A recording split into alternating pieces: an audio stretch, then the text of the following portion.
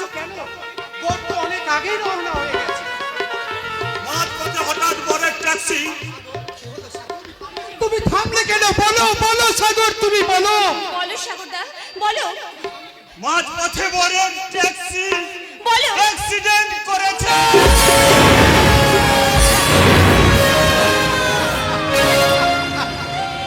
কি বললে? কি বললে সাগর?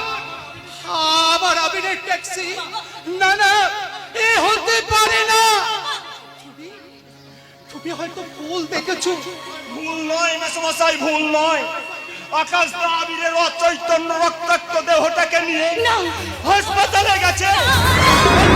সংবাদটা জানাতে আমি চুপ করো। আবার আসার চৌধুটাকে ধুলিসাৎ করতে পারবে না।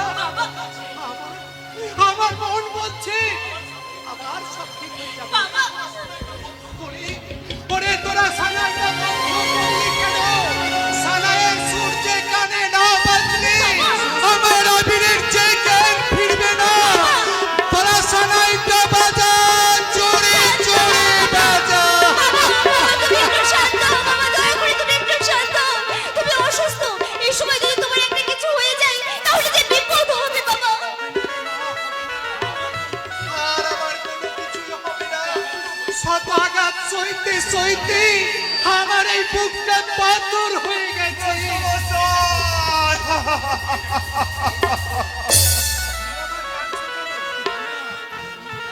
একদম কাঁদবে না বলছি। আমার বোন বলছি আবির হয়তো এখন সুস্থ হয়ে ওখানে পৌঁছে গেছে। যাও সাগর, তুমি শীঘ্রই ছুটে যাও। নির্ধারিত লক্ষ্যে না হলে অন্তত শেষ লগ্নে তোমার বোনকে আবিরের হাতে তুলে দিয়ে সমর্পণ করবে। তাই হবে মেসমশাই, তাই হবে। আপনার কথা জানো অক্ষরে অক্ষরে মিলে যায়। আর তা না হলে আমার বোন যে ভ্রষ্টা হয়ে যাবে। ভ্রষ্টা হয়ে যাবে। তোমার বোনকে লগ্ন ভ্রষ্টার হাত থেকে বাঁচাতে তুমি অন্যের পাত্রের সন্ধান করো সাগর। আমার আবির থাকতে তোমার আবি সুস্থ স্বাভাবিক হয়ে আমাদের কাছে ফিরে আসতে পারবে না। কেন? কেন রে বড়টা? ছোটটা কি এমন হয়েছে যে ছোটটা? কেমন আছে তা বলার সময় এখন নয় ম্যাডাম। তবে ডাক্তার হিসেবে আমি বলছি 48 ঘন্টার মধ্যে জ্ঞান না ফিরলে আবির্ভাবটা হয়তো বাঁচানো না, যাবে না। না।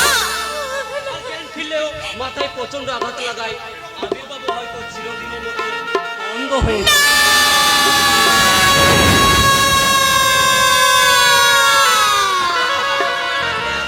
যেভাবে যেমন করে হোক আবির্ভাবকে বাঁচাতেই হবে।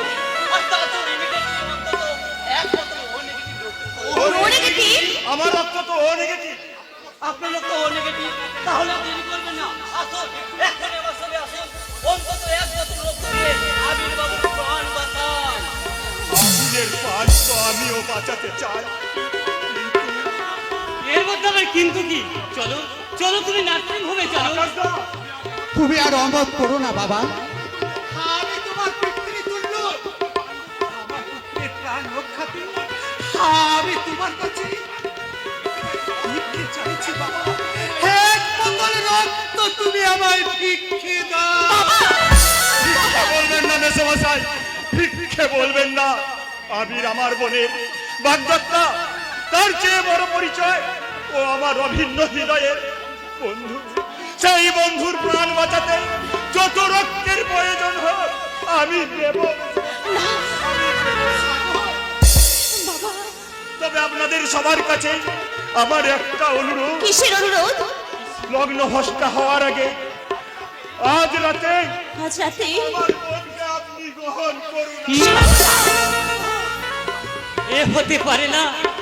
ভাইয়ের বাগদত্তাকে বিয়ে করি জীবনে সবচেয়ে ভয়ঙ্কর ভুলটা আমি করতে পারবো না। তোর জীবনের একটা বড় ভুল যদি কারো জীবনের বসন্তের ফুল হয়ে ফুটে ওঠে, সেই ভুলটা করা কি তোর উচিত নয় রে বড়টা? মা, তোরা কি আমার জীবনের সেই চরম দুর্ঘটনার কথা ভুলে গেলি? যে দুর্ঘটনা আমায় চির অবিবাহিত থাকার সিদ্ধান্ত নিতে দাদা! বাধ্য করলো। প্রয়োজনের তাগিদে এবার তোকে সিদ্ধান্ত পরিবর্তন করতে হবে আকাশ। তুমি এই কথা বলছো? বলতে আজ আমি বাধ্য হচ্ছি রে বাবা। শুধুমাত্র আবিরের প্রাণ রক্ষা নয়, যে মেয়েটা বিয়ের সাজে সজ্জিত হয়েও লগ্নভ্রষ্ট হওয়ার আশঙ্কায় হাহাকার করে কাঁদছে, তার নারী জীবনের মান সম্মান রক্ষাতে ভাইয়ের পদ্ধতিটা ছেড়ে তাকে তুই বিয়ে কর বাবা। কিন্তু আবির সুস্থ হয়ে ফিরেছে, যখন সব কিছু জানতে পারবে, সে কি আমায় আগের মতো শ্রদ্ধা করবে বাবা? সে কি তার মনের সমস্ত ঘৃণা চিরে দেবে?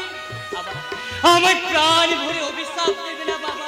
আকাশ তুই আমায় তুমি ক্ষমা করো। নিতান্ত নিরুপায় হয়ে এই প্রথমবার তোমার কথার অবাধ্য হলাম। কি বললি আকাশ? আমার অবাধ্য হয়ে বাবা শুনছিস প্রতিভা, শুনছিস? সে আকাশকে এতদিন ধরে আমি আমার সত্য আদর্শ দিয়ে তিল তিল করে আকাশের মতন উদার বহন করতে চেয়েছিলাম। সেই আকাশ আজ বাবা সবার সামনে আবার মাটিতে মিশিয়ে দিল। বাবা ভাইয়ের জীবনে কোনো মূল্য নেই।